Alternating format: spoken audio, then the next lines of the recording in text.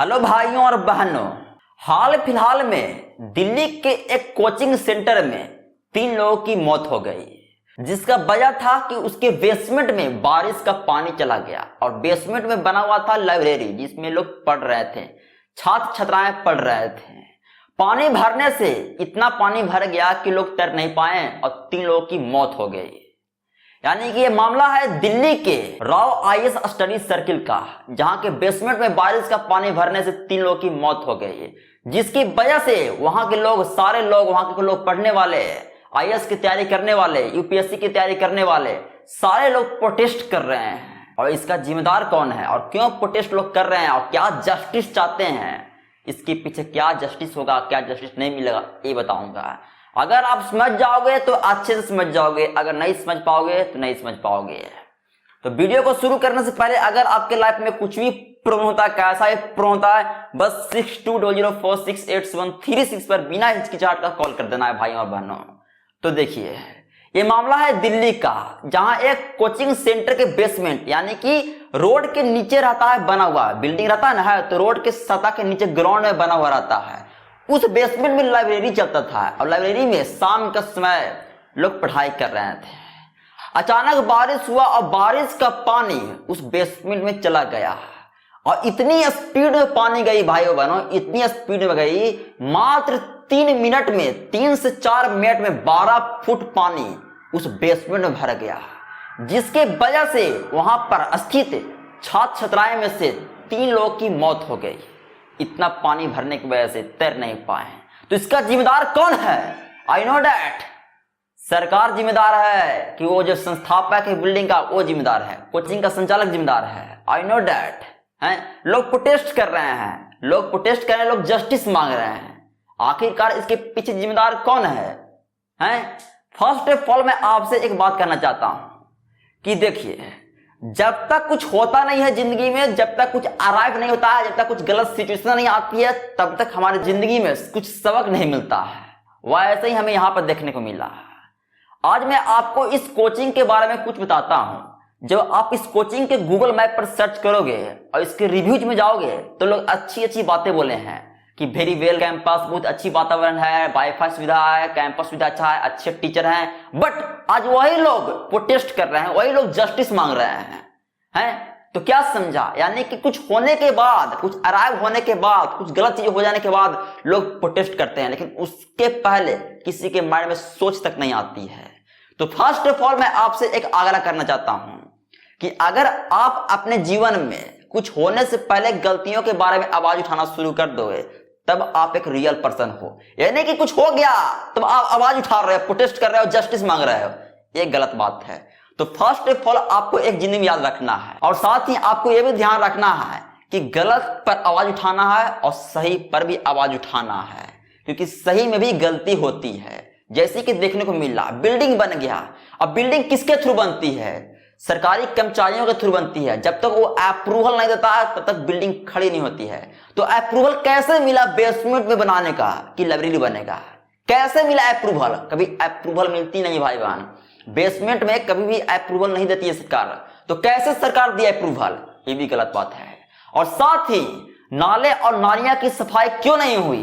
ये भी सरकारी कर्मचारियों की गलती है। क्यों नहीं हुई बताइए आप ही। जब आपका सड़क पर नाले नालियां रहते हैं, ठीक रहते हैं, तो कभी भी रोड पर 3 फुट ऊंचा पानी नहीं जमता, और ना जमता तो ना ही लाइब्रेरी के अंदर पानी जाता। तो यहां पर सरकार का भी गलतियां हैं और कोचिंग संचालक का भी गलतियां हैं। कोचिंग संचालक पर कड़ी से कड़ी कार्रवाई होनी चाहिए भाइयों और बहनों। आपने ऐसा बिल्डिंग क्यों बनाया? आप पैसे लेते हो, 2 लाख, 2.5 लाख, 3 लाख पैसे लेते हो, तो आपने ऐसा बिल्डिंग क्यों बनाया जिसमें सेफ्टी नहीं है, आपदा का सुविधा नहीं है कि जो आपदा आएगा तो उसका कैसे सोल्यूशन किया जाए, ये सुविधा नहीं है। तो आपने ऐसा बिल्डिंग क्यों बनाया?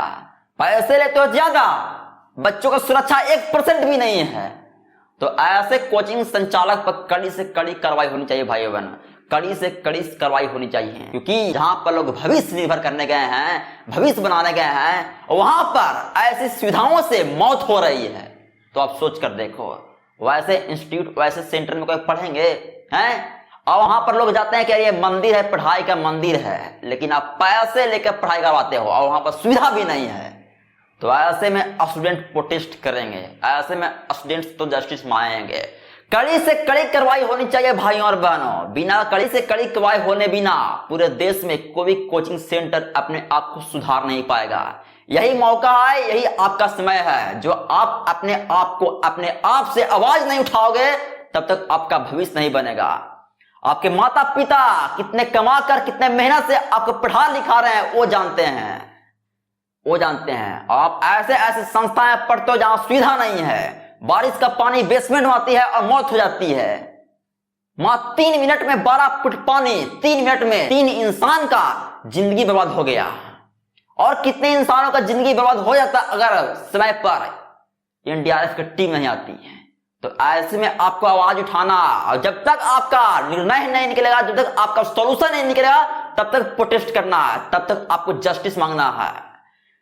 जिनके बच्चों का माँ बाप रो रहे हैं उनके लिए आवाज उठाना है, समझना है, ठीक। हर उन कोचिंग सेंटर को बंद करना है जिस सेंटर में ऐसी सेम सुविधाएं हैं, ऐसे ही गलतियां करके वो बेसमेंट में लाइब्रेरी चला रहे हैं।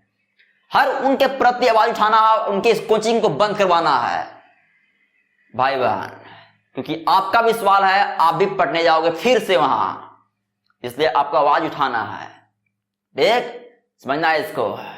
जो व्यक्ति सबक को पहले से समझकर उसके बारे में आवाज उठाता है वही रियल व्यक्ति है।